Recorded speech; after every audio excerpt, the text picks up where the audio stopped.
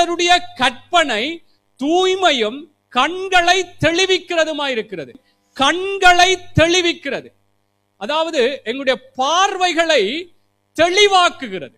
கர்த்தருடைய வார்த்தை நாங்கள் இந்த பூமியிலே எங்களுடைய வாழ்க்கைகளை வாழ வேண்டும் என்ற ஒரு பார்வை சொல்லுவோம்.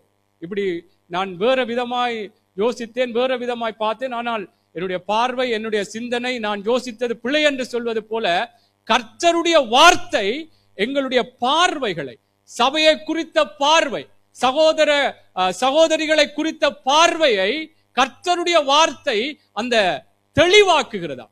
சத்துருக்களை சிநேகிக்க வேண்டும்.